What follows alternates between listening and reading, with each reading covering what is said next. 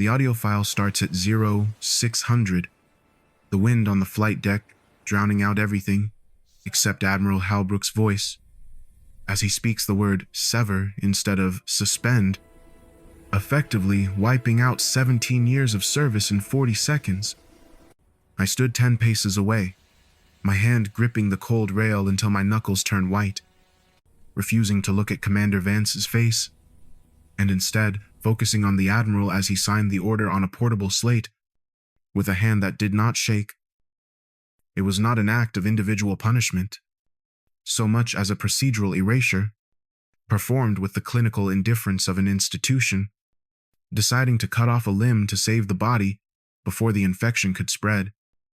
The vibration against my hip, the dead man's switch on my pager, anchored me to the timeline, its jagged and persistent signal having dragged me from the sterile, climate-controlled hum of the watch floor to this salt-sprayed purgatory 3 minutes prior. I was not summoned here to participate in the disgrace, but to witness it as a senior EW liaison, tasked with verifying that the asset was stripped of clearance and confirming the hard revocation of her cryptographic keys, while the Atlantic wind cut through my jacket with a chill that matched the absolute zero of the rigid formation assembled on the deck. Admiral Halbrook stepped forward with the heavy, inevitable momentum of a hull breach, his lapel microphones catching the wet, violent friction of fabric as he reached for Commander Vance's chest to initiate the final stage of the ritual. The sharp, mechanical rip of the Velcro tearing sounded less like a physical act of aggression and more like the surgical removal of a digital identity, a sound that shouldn't exist in a civilized navy, but served here as the audible record of an officer being systematically unmade. Vance stood at a perfect position of attention, her spine rigid and eyes fixed on the gray, indifferent horizon, offering no emotional leak or defense that might have turned this administrative execution into a human tragedy. Instead, her absolute silence turned the deck into a clinical crime scene. Halbrook handed the command insignia to his aide in a single, practiced gesture of disposal, while the crew watched from the gantry, their motionless forms acting as biological sensors logging the data of a career ending in real time. Nearby, the lens of a public affairs camera glinted in the dim morning light, ensuring the official memory of the event was written exactly as the strike group hierarchy demanded, leaving no room for dissent or interpretation. The ceremony ended abruptly with the Admiral's departure, and as I took a step toward the inner hatch, my mind began mapping the data flow, driven by a sharp compulsion to audit the routing logs and find the specific evidence justifying such a public execution. The timestamps on the Poseidon lore packet had to be wrong, for the math I had seen earlier didn't align with this level of theater. But before I could reach the workstation, a hand blocked the hatchway with a force that suggested the system was already pushing back. Lieutenant Commander Elise Rowan stood there, her face pale and her posture forming a legal barricade, acting less like a colleague and more like the system's own immune response to an unwanted inquiry. She told me there was no access, her voice flat and stripped of any lingering collegial warmth, as she explained that the Admiral had already initiated a compartment seal that placed all of Vance's logs, gaze, and routing history under a permanent legal hold. You touch that log, Noah, you trigger an automatic UCI review on yourself, she warned, not as a threat, but as a simple statement of the situation's physics, proving that the ship had already hardened around the lie to turn professional curiosity into a punishable offense. The Seahawk lifted off on a column of noise and pressurized heat, the wash of its rotors stinging our faces with sea spray and forcing every head to bow, before the noise faded into a vacuum of sound that felt heavier than the roar itself. Vance turned and walked toward the brig escort, her boots striking the non-skid deck with a rhythmic clack, clack, clack that remained the only act of defiance she allowed herself. She was a walking redaction now, a ghost in a uniform that no longer carried rank or meaning, and I looked back at the empty spot where the Admiral had stood, which was now just a wet patch on the steel deck, rapidly being reclaimed by the Atlantic mist. The public humiliation had been the entire point of the exercise, deleting her credibility so that whatever truth she possessed would be dismissed as mere background noise by the crew. My pager buzzed again with a routine shift reminder, oblivious to the bureaucratic violence just committed, and I realized then that, while the evidence still existed within the silicon guts of the ship, the logic of the institution had rendered the truth incompatible with survival. The heavy steel hatch swung shut behind me, instantly severing the roar of the rotors and replacing it with an interior silence that felt pressurized and heavy, reminiscent of the sterile air in a hospital waiting room after a terminal diagnosis. My ears popped as the low, constant drone of the ship's ventilation system took over, scrubbing the air of anything organic, while I maintained a measured watch-standing pace toward the central control station, careful not to signal the agitation clawing at my chest. Around me, the ship was performing a collective hallucination of order, with technicians focusing aggressively on their clipboards and fire extinguisher tags to avoid making eye contact with the reality of what they had just witnessed on the deck. Everyone knew exactly what had happened, yet no one acknowledged the shockwave as I felt the salt spray drying on my skin. A physical layer of the truth I dared not wipe away, for fear of it becoming a tell to the cameras watching the passageways. I passed a knot of junior officers near the wardroom entrance and caught the trailing edge of a whisper from two sailors scrubbing a bulkhead, claiming with a grim sort of certainty that she had refused to give up her encryption keys, or that she had sold the Poseidon lure data to an external buyer. The silence that clamped down the second they saw my boots strike the deck plates was sudden and guilty, but I did not look back or offer a correction, knowing that the rumor mill was already rewriting history with convenient lies to make the system feel safe and predictable again. It was easier for them to believe Vance was a traitor than to face the fact that Halbrook had executed a competent officer for the sake of political optics and strategic convenience. The realization brought a sharp spike of nausea that had nothing to do with the ship's gentle roll.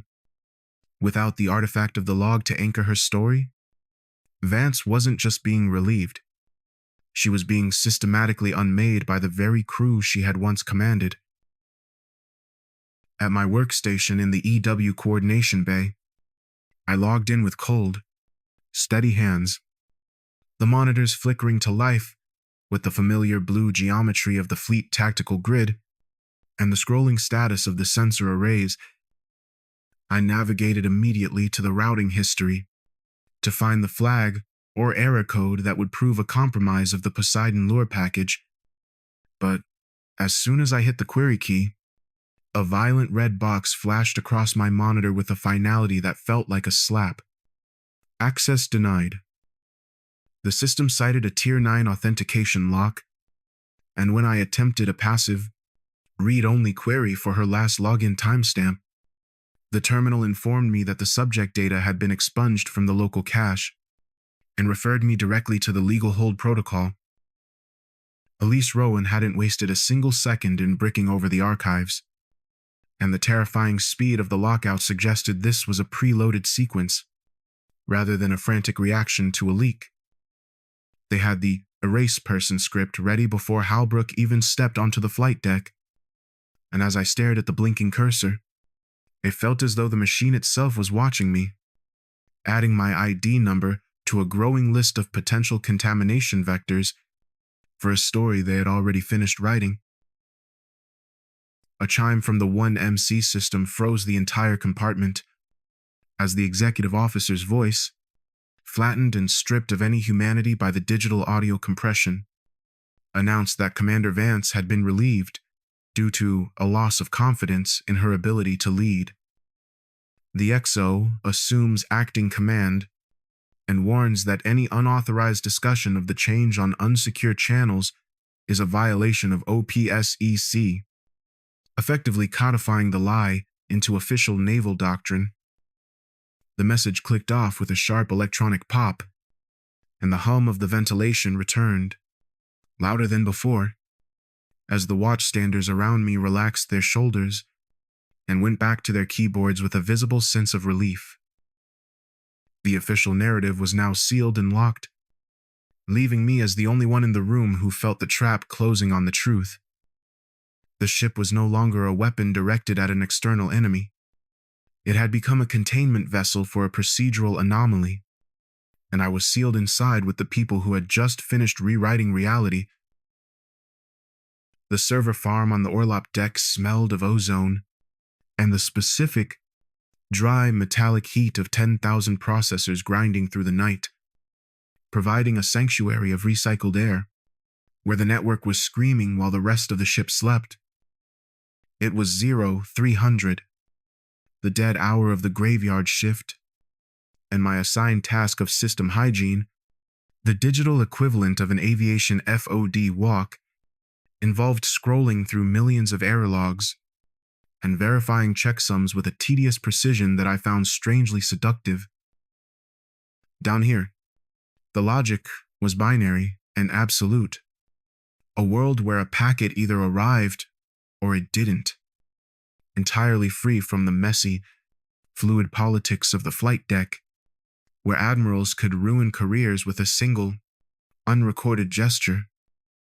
I craved the cleanliness of a handshake that either completed or failed, moving my eyes down the scrolling wall of hex code to scan for corrupted headers, or orphaned processes that shouldn't be there, using the white noise of the massive cooling fans to insulate my mind from the world of people above.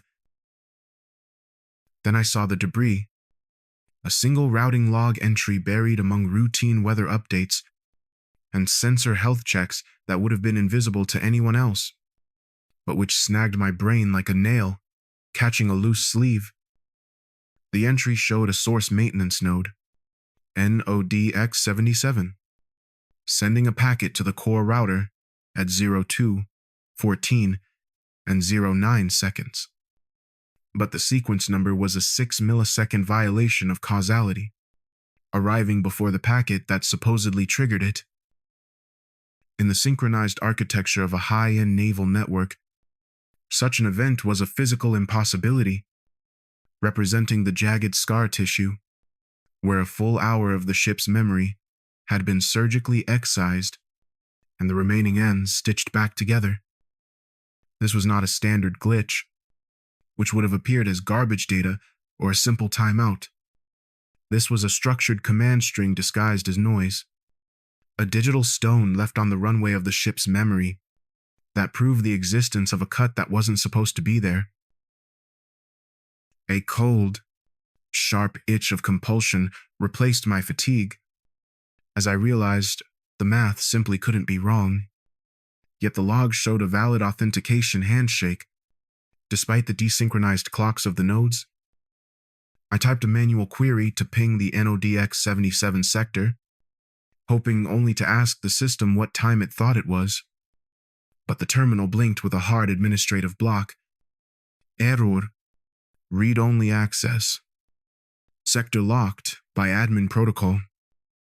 The system was not broken or malfunctioning, but was instead working exactly as intended, protecting a secret that had been buried within the air-gapped maintenance nodes by someone with a much higher precedence than a liaison. I tried to pull the routing history for that specific node, to see who had opened the door, only to be met with a notification that the log segment was archived and my permission level was insufficient for the request. My stomach tightened as I stared at the screen, realizing the 6-millisecond gap was the seam of a much larger excision, a forensic scar that proved someone had pulled the lever to signal the legacy protocol, while the ship's eyes were blinded.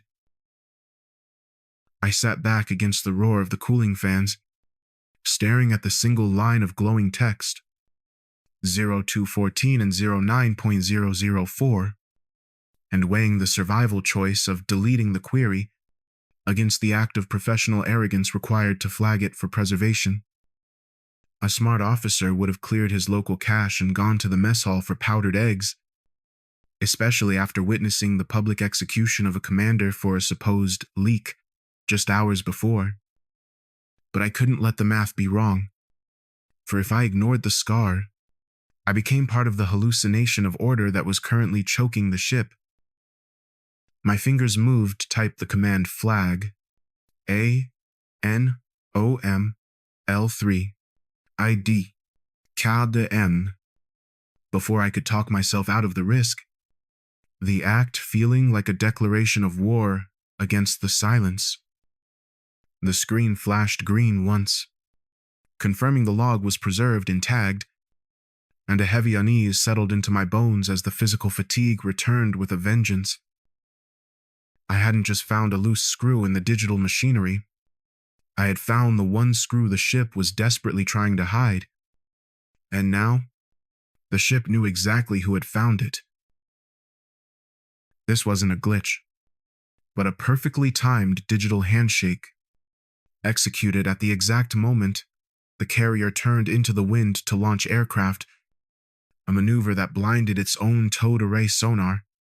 For the mandatory 3-minute operational window, the intruder hadn't stumbled upon this vulnerability. They had parked inside it with a surgical precision, utilizing a blind spot written into the very physics of the strike group's deployment to shadow our keel with predatory patience. The officer of the deck's commands for a hard turn and an immediate firing solution sounded thin and fragile against the overwhelming volume of the klaxon. Yet the screens refused to update, showing the red marker matched our turn rate perfectly at a depth of 400 feet. Confused reports from the fire control station confirmed the contact was matching our own acoustic signature to mask itself from the destroyers on the perimeter, a display of dominance so absolute. It felt like a physical slap to everyone in the room. We were the most powerful naval force on the planet, and something had just walked up and placed a cold blade against our throat, without so much as scratching the skin. The Combat Information Center was bathed in a strobing red emergency glare that turned every face into a mask of blood and shadow, and I could see the eyes of the junior officers widening as the realization of their mortality hit them for the first time in their careers. You don't bypass thermalocline layers and magnetic anomaly detectors by accident. You get this close because you possess the keys to the back door and know exactly where the sensors are calibrated to look. On my terminal, the ANOML3 tag was pulsing in rhythmic sync with the contact marker, proving the system had actively let the intruder in. For an audit the strike group was entirely unprepared to handle. The communications officer's hands flew across his board as he reported a digital comms override riding the underwater telephone frequency, bypassing the carrier's encryption layer with a command-level priority that the OOD screamed to block. It was a useless command. The klaxon cut out abruptly, replaced by a heavy, pressurized silence that signaled the entire battle group had been effectively hijacked by a higher authority. Every screen in the CIC flickered through a unified spasm of static before turning black, and a second later, the standard white military font of the ship's own operating system appeared with a single line of administrative data, awaiting orders from Commander Hale. The message hung there with a cold, digital indifference that froze the entire watch floor. 50 trained professionals staring at a ghost they couldn't fight with any weapon in their arsenal. Commander Hale was a code name that left the junior sailors whispering in confusion, but I felt the blood drain from my face as I looked at the OOD, whose mouth was hanging open in soundless shock. He had been there on the flight deck 12 hours ago. He had seen the insignia ripped from the uniform, and he knew exactly who Hale was. It wasn't a person, but a legacy label assigned years ago to a specific operator for Project Wraith, and the only person whose biometric key could unlock the command protocols of that submarine was the woman Admiral Halbrook had just publicly erased from the naval roster. The text awaiting orders from Commander Hale burned into the retinas of everyone on the bridge, like a digital afterimage that refused to fade. Even as the red emergency lighting strobed across the compartment, Admiral Halbrook was the first to break the paralysis, his posture shifting instantly from command presence to a brittle, aggressive rigidity as his boots struck the deck plates with unnecessary force toward the communications console. The CIC had fallen into a dead silence, save for the high-pitched hum of the cooling fans and the sonar supervisor's ragged, uneven breathing, while Halbrook ordered the lieutenant to clear the screen at once. The young officer's fingers trembled as he tapped a frantic sequence of keys, reporting that the system was locked in a higher precedence loop and was rejecting every local reset command and emergency bus flush he attempted to execute.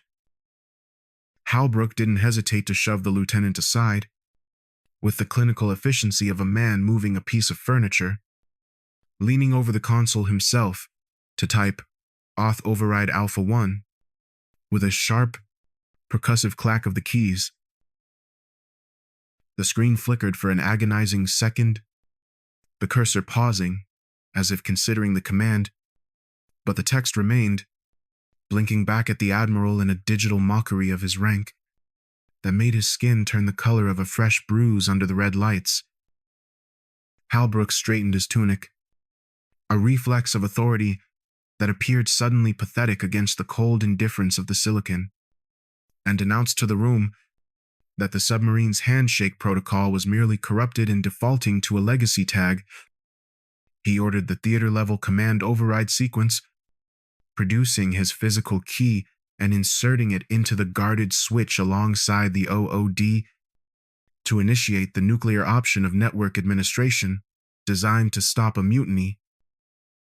We all watched the progress bar on the tactical display crawl toward 80%, the tension in the room dropping the air pressure, like the suffocating calm before a hurricane.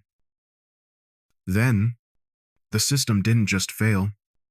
It rejected the attempt with a violence that made the speakers pop, and a new, stark message box overlaid the original text to deliver a mathematical proof of the Admiral's irrelevance. Fatal error. Authority mismatch. Source authority Admiral Halbrook. Tier 4. Target asset Wraith. Tier 1. Command rejected. Insufficient clearance. The silence that followed was a different kind of pressure. Not the fear of an intruder, but the shock of a hierarchy realizing its leader had been ranked 3 levels below the asset he was supposed to control. Halbrook stood frozen, his jaw working silently over the words, Tier 4. The anger in his eyes replaced by a hollow, radiating confusion that exposed the absolute frailty of his position. I broke the silence, my voice sounding too loud in the pressurized room, as I explained that the Wraith wasn't malfunctioning, but was running on the Black Harbor architecture, which overrode standard naval command structures as a matter of hard-coded physics. The Admiral had tried to use his rank to defeat a cryptographic problem, and the math had simply broken his sword, proving the system had decided the submarine didn't answer to theater commanders. Halbrook finally understood the depth of the humiliation. The only person who could tell that submerged monster to stand down was the officer he had just destroyed, and with a voice that tasted like ash, he ordered a security detail to retrieve Commander Vance from the brig. The 4-minute wait for Vance felt like an eternity, a span of time long enough to lose a ship or an entire war, as Admiral Halbrook stood by the viewport, staring at the empty patch of ocean where the Wraith lurked, refusing to look at the screen that displayed his failure. When the hatch finally hissed open, the Marine escort scanned the room with a tactical aggression that felt unnecessary given the exhausted state of the prisoner they were bringing onto the bridge. Commander Mara Vance entered without her command cover, her uniform wrinkled from her hours in the brig, and the dark, fuzzy rectangle on her chest serving as a visible wound where her identity had been torn away.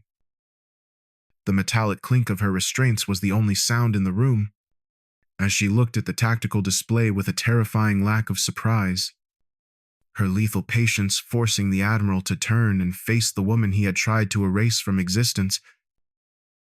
Halbrook ordered the guards to uncuff her, and she rubbed her wrists slowly, the friction of skin against steel filling the silence while she waited for him to admit defeat.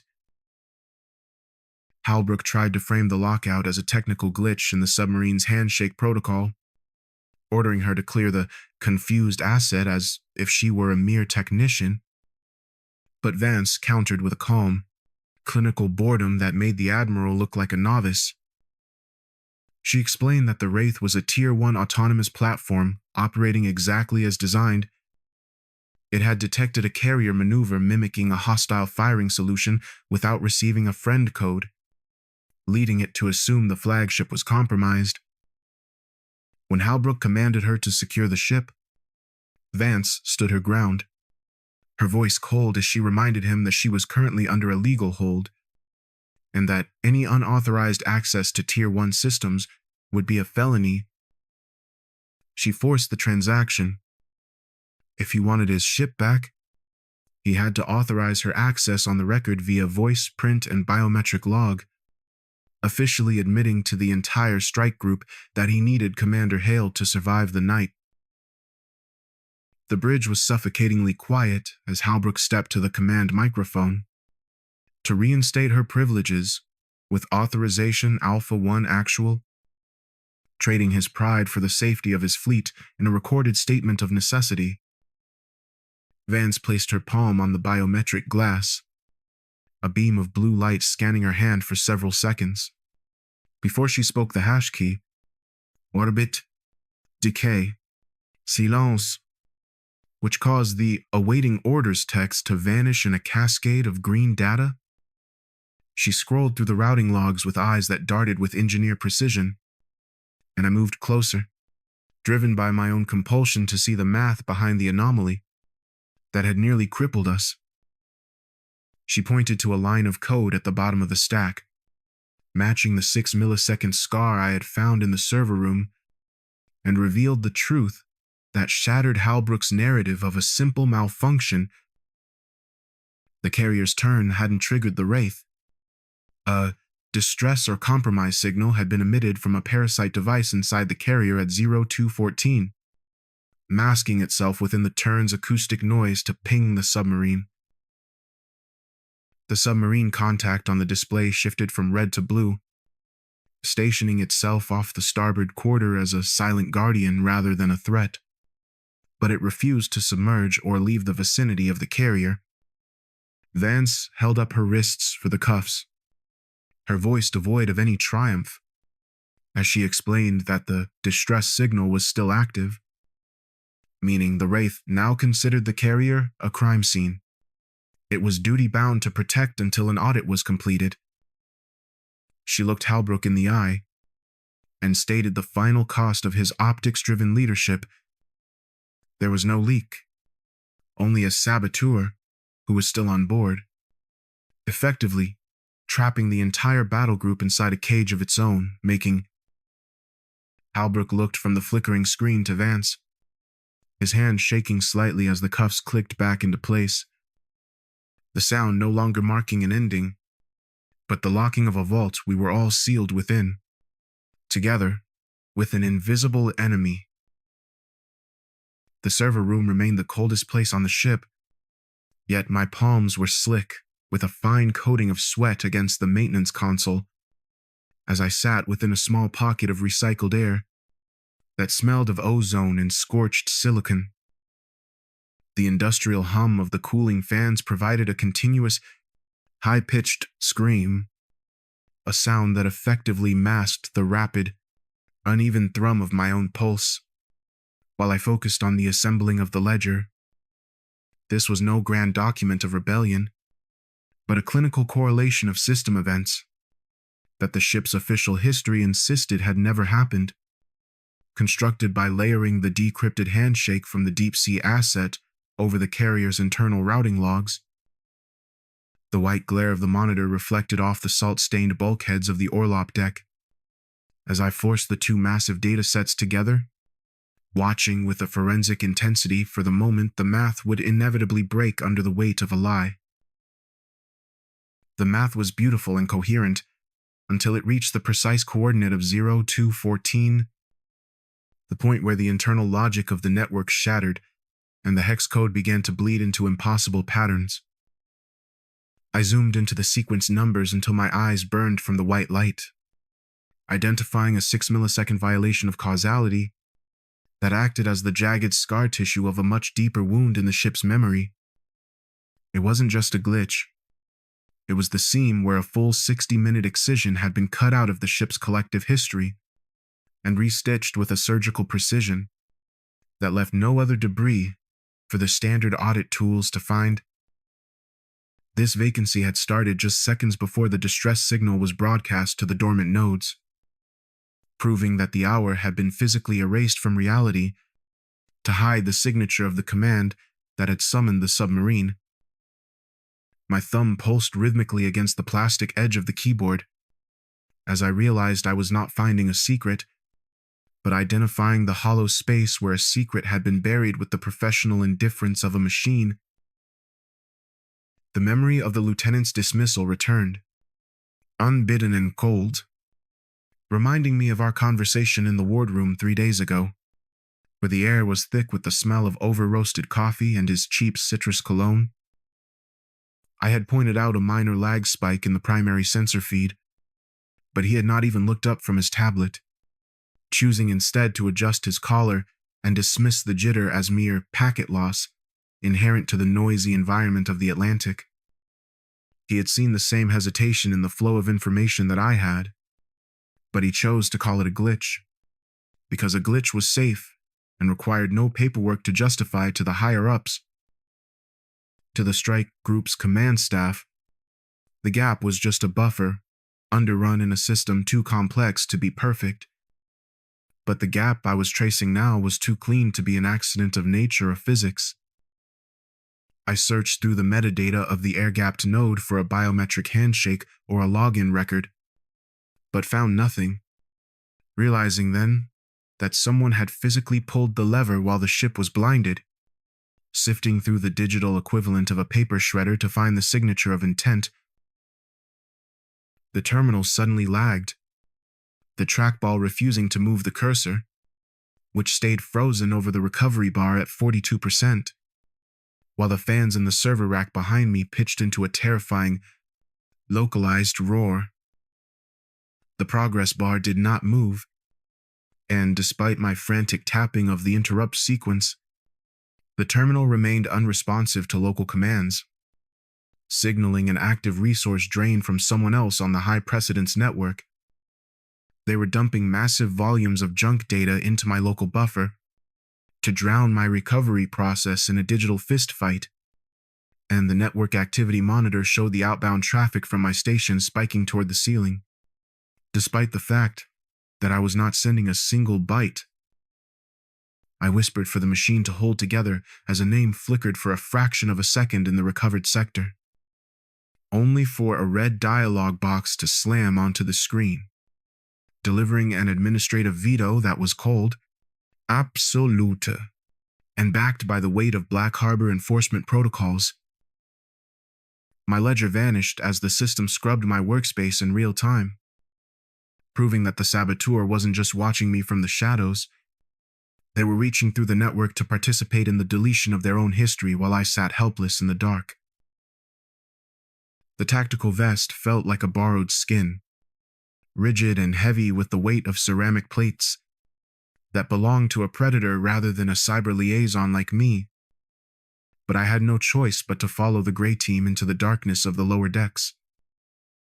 I stood in the narrow corridor outside the forward pump room, my back pressed against the cold, vibrating bulkhead, while the air tasted of old grease, salt air, and the metallic tang of machinery that had been running too hot for too long.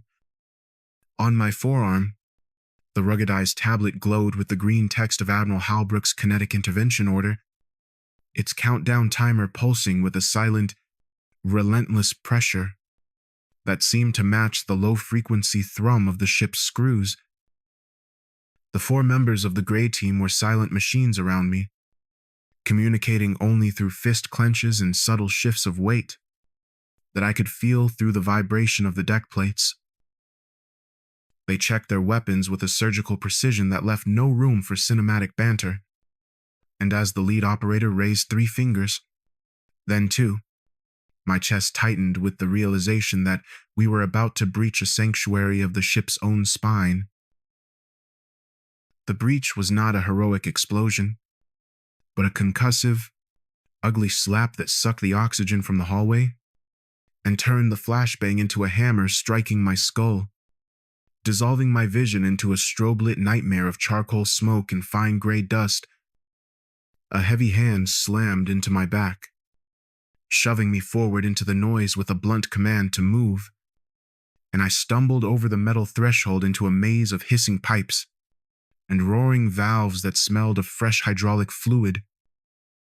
The forward pump room was a high-friction environment, where the senses failed and the mind struggled to map the chaos, and I crouched low behind a massive manifold as the operators moved through the shadows with the efficiency of a warehouse audit. There was no enemy to shoot and no dramatic standoff. There was only the sound of heavy breathing through respirators and the rhythmic clatter of boots on non-skid steel. As the team secured the room in a matter of seconds, the silence that followed was heavier than the explosion, thick with the heat of electronics and the anticipation of what we would find physically clamped onto the ship's central nervous system. I pushed toward the main fiber trunk and saw the Parasite immediately. A man-in-the-middle hardware tap, a tangle of black market components and high-grade optic taps clamped directly onto the carrier's spine to manipulate internal telemetry. This device wasn't broadcasting to satellites or remote receivers.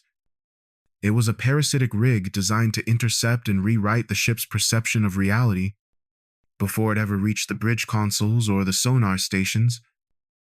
A series of blue LEDs pulsed on the jury-rigged routing board, reflecting in the stagnant, oily puddles on the deck, and as I reached out my hand, the metal casing radiated a dull, persistent heat that proved it was still actively processing data.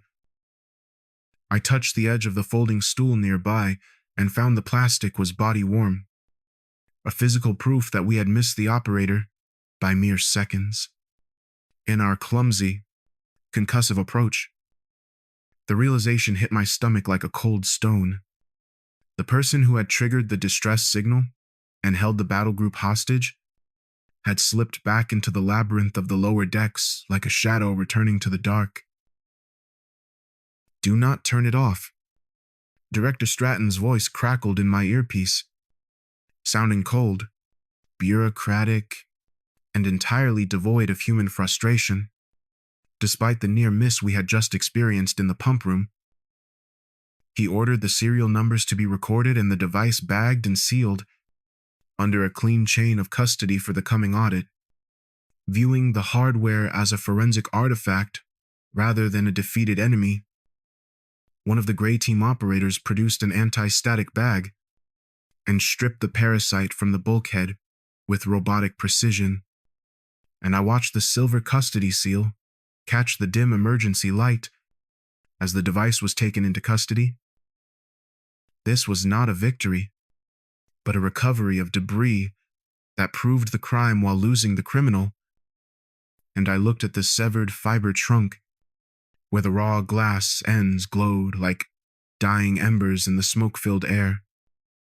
The transmitter was a dead drop, and the tablet confirmed that the data had already been distributed across the ship's memory like scattered seeds, leaving the Grey Team to secure an empty room while the threat shifted deeper into the hull. The workstation monitor in the SCIF was a window into a reality the ship's crew would never be allowed to see, and I sat in the dim, blue-tinted shadows while my eyes traced the glowing lines of the pattern chart across the wide screen. This wasn't a standard forensic map, but a digital tapestry that wove together the debris from the server room, the hardware tap from the pump room, and the cryptographic wreckage of the submarine standoff we had barely survived. I had spent the last 6 hours forcing the system to correlate its own failures, and my chest felt tight with a dull ache behind my ribs that mirrored the rhythmic flickering of the raw data. I wasn't looking for a person anymore. I was looking for a ghost made of math, tracing a series of automated clearances that had cascaded into a catastrophic blind spot for the entire institution. Each node on the screen pulsed with a cold, administrative indifference, and as I scrolled through the logs, the movement of my thumb on the trackball felt heavy and sluggish in the dry, static-charged air of the facility. The pattern didn't form a human shape, but rather a procedural void that revealed the distress signal had utilized a pre-approved maintenance window authorized 6 months prior to the event. It wasn't a breach in the traditional sense, but a scheduled exploit of a structural vulnerability written into the very architecture of Project Black Harbor, allowing whoever had the schedule to simply walk through the open gates without triggering an alarm. Mi puls hammer in mi temples. As I realized, every officer on the bridge had seen these same logs, but they had all looked for a traitor rather than checking if their own rules were compatible with reality. The math didn't point to a mastermind. It pointed to an institution so obsessed with the optics of its own perfection that it had forgotten how to recognize its own internal decay. He sat back, the plastic of the chair creaking in the pressurized silence of the SCIF, feeling the realization that the system's own rigidity had been the primary weapon used against it. The heavy, pressurized door hissed open with the sound of finality, and Director Owen Stratton stepped into the room, his presence a sudden weight against the silence that smelled of cold coffee and antiseptic. He didn't look at me, choosing instead to stare at the pattern chart with eyes that narrowed as he took in the complexity of the correlations I had mapped across the display. "Report. Cade," he said, his words flat and stripped of any curiosity, as I pointed to the glowing intersection of the anchor key protocols and the maintenance schedule on the chart. I explained that the signal hadn't been an external attack, but an internal resonance, a flaw in the command and control hierarchy that allowed a legacy label to trigger a Tier-1 response, while the Admiral's own optics-driven clampdown blinded the audit tools. Stratton didn't move or ask about suspects. He simply adjusted his glasses, the blue light of the monitor reflecting off the lenses like ice, as he recognized the forensic proof of institutional incompetence. "The pattern is uncertified," Stratton said, his voice dropping into a register of bureaucratic finality, as he stepped closer to the console without touching the keyboard to verify the data I had produced. He looked at the evidence showing how Admiral Halbrook's relief of Vance had actually protected the saboteur's digital footprint, creating a loop of liability that ended exactly where the command structure began. His jaw worked silently, a small muscle twitching beneath his skin, as he realized this wasn't a discovery that offered a villain to arrest, but a mirror that the strike group was too proud to look into.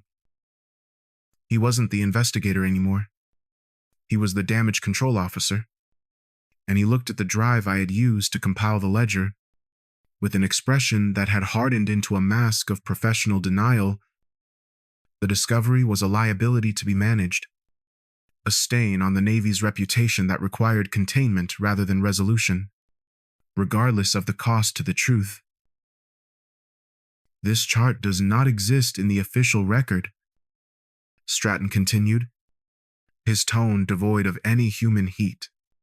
As he turned to face me, his posture forming a physical barricade between me and the truth, he reminded me that the Admiral was expecting a name and a signature on a confession, not a critique of a classified protocol that fell outside the scope of my activation. I felt a cold sweat prickle along my spine as he ordered me to seal the file and transfer the physical ledger fragments to his personal custody, choosing the lie of a traitor over the truth of a broken system.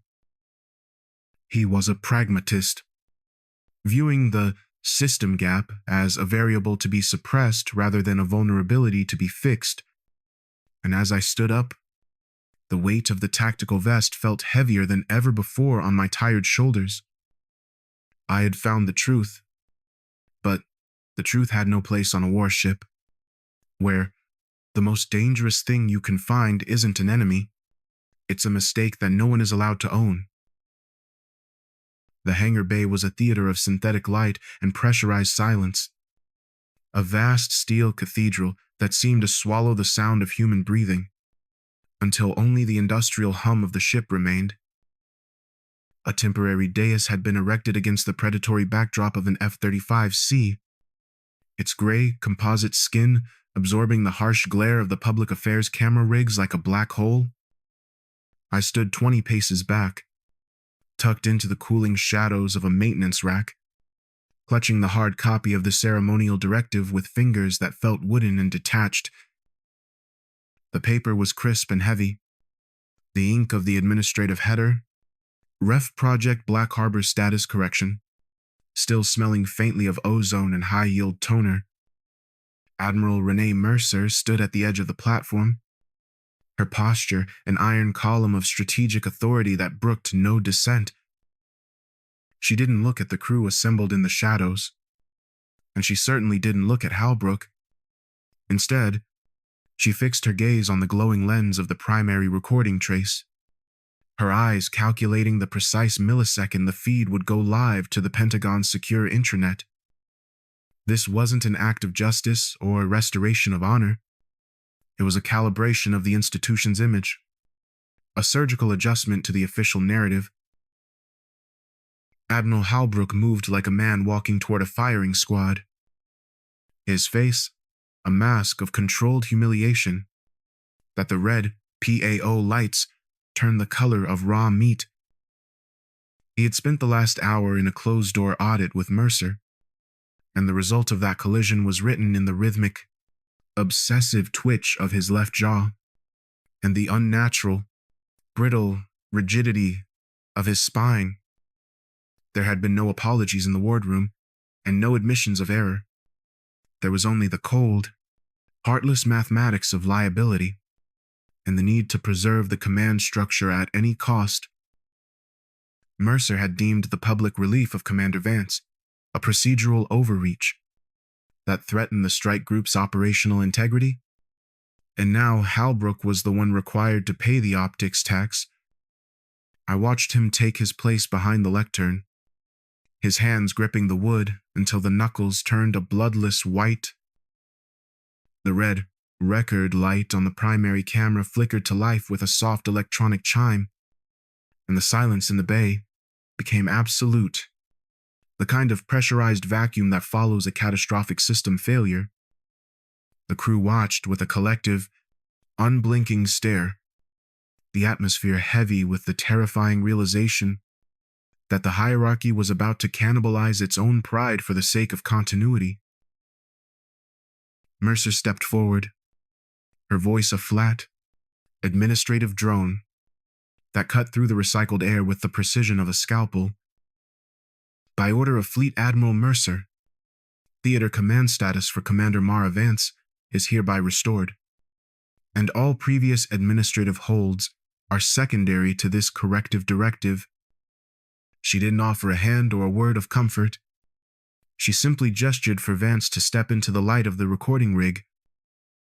Vance moved with the same rhythmic, the lethal precision she had displayed during her public disgrace. Her spine, a line of tempered steel. She wasn't wearing a new uniform for her victory. She wore the same salt-stained tunic from the flight deck. The dark, fuzzy rectangle of Velcro on her chest, where the command insignia had been ripped free, still visible, like a physical scar or a forensic evidence marker. Halbrook reached into a small velvet box, his hand a static blur of suppressed tension.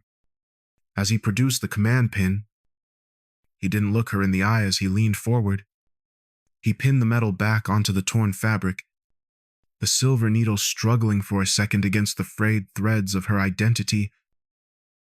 The sharp, mechanical sound of the clasp clicking shut was the only victory the system offered, and it sounded less like a reward and more like a prison lock. The entire gesture lasted exactly 12 seconds, timed to the beat of a public affairs script. Mercer signaled the PAO officer with a sharp nod, and the recording trace went dark, the theater ending as abruptly as it had begun. There was no applause from the hangar deck, no warm handshakes, and no welcome back speech to bridge the divide. Mercer turned her back immediately, beginning a low-volume, high-precedence consultation with Director Stratton. Her attention already shifted to the next variable in the equation. The dopamine hit of seeing Halbrook forced into this public submission was sharp, but it was hollow and tasted of ash. Vance stood alone on the dais for a fleeting moment, the command pin gleaming against her ruined uniform, looking less like a vindicated officer and more like a piece of evidence being refiled into a cabinet. The ceremony hadn't erased the damage or the lies. It had simply moved the liability into a different compartment where it could be better managed. Halbrook stepped off the platform without a single word, retreating toward the elevators with his staff in a tight, defensive formation that looked like a retreating army. He was still the Admiral, and despite the ritual, he still held the keys to the ship's reality. The bay began to clear as the ceremonial lights were powered down, the industrial shadows of the carrier reclaiming the space with a cold indifference. I looked down at the directive in my hand, noticing that the case number for the status correction had already been marked with a secondary audit flag. Vance walked past me toward the bridge escort, her boots striking the steel with a hollow, rhythmic thud. She didn't stop to acknowledge me, and she didn't thank me for the ledger or the risks I had taken to find the math. Her eyes were fixed on the gray horizon visible through the hangar opening, her jaw set in a mask of professional endurance that made my stomach tighten with a sudden, sharp nausea. We had forced the system to blink, but the system was already hardening its defenses and sewing the gaps shut. The audit shadow wasn't lifting. It was expanding to cover us all. The inquiry into the sabotage was now a sealed matter, and the freedom I thought we were winning was being replaced by a more sophisticated, more permanent form of containment.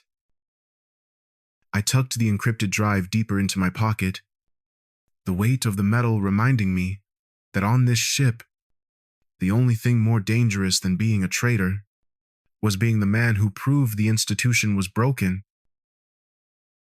The ventilation in my new workspace had a different frequency than the rest of the ship.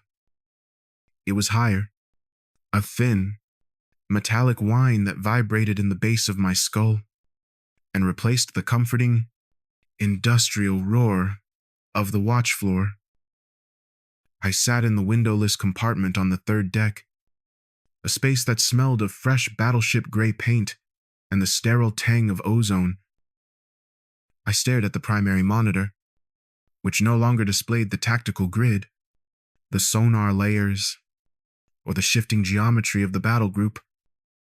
Instead, it displayed a single, static document, the Access Restriction Notice. The header, Ref Compartmented Data Isolation Case ID, CADE-N, was a digital wall I couldn't climb. My credentials had been sanitized, scrubbed of any theater-level precedence, I was no longer a liaison to the strike group. I was a retained asset with limited scope, a polite euphemism for a witness under observation.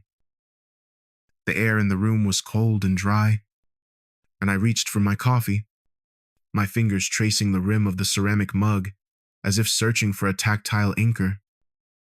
The vibration of the ship's screws was a distant, muffled heartbeat here, filtered through layers of steel and administrative silence. The file I had spent a week building, the ledger of anomalies, the 6-millisecond scar tissue, and the evidence of the hardware tap, was gone. In its place was a digital placeholder that pulsed with a slow, indifferent rhythm. Sealed case file number SB990 Alpha. I clicked the link, more out of habit than hope, knowing the system would log the attempt and file it in a report I would never see. A red dialog box appeared on the center of the screen, not with a standard error code, but with a flat statement of institutional fact.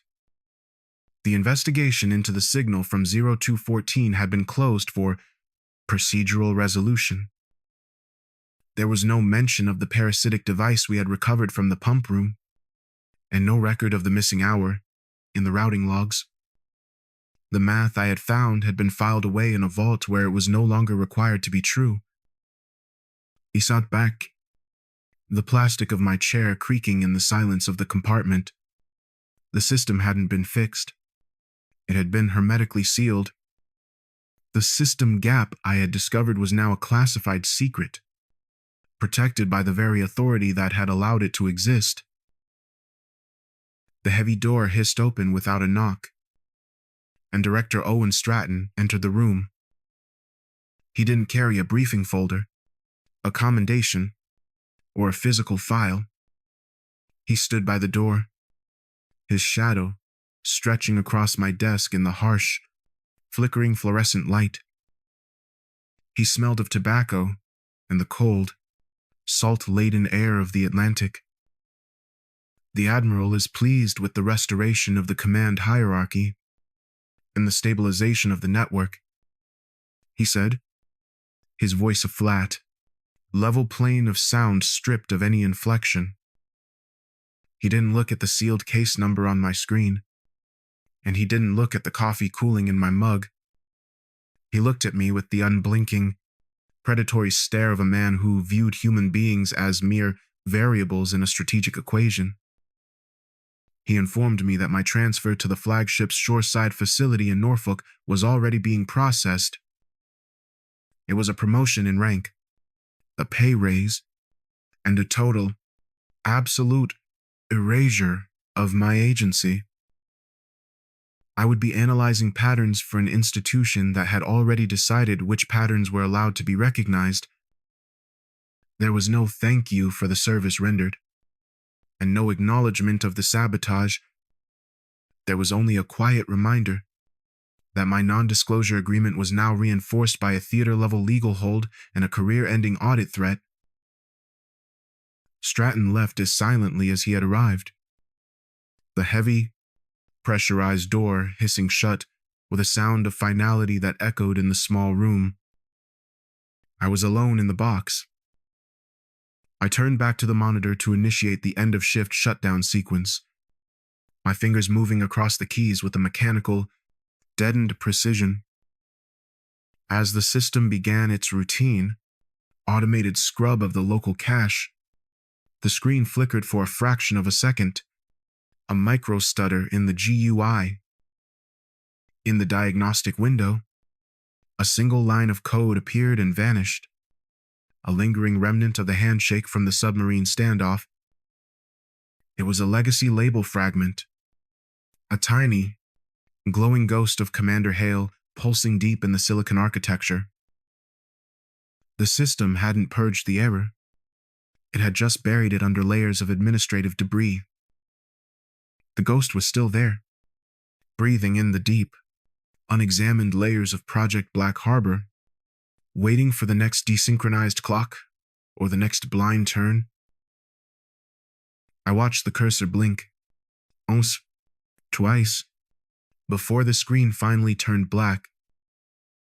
The silence in the compartment was absolute. The carrier was still moving forward, cutting through the dark water and projecting power across the horizon. Its hull intact, its crew silent, and its secrets perfectly contained within the math. I stood up and tucked my badge into my pocket, feeling the cold, heavy weight of the box closing around me for good.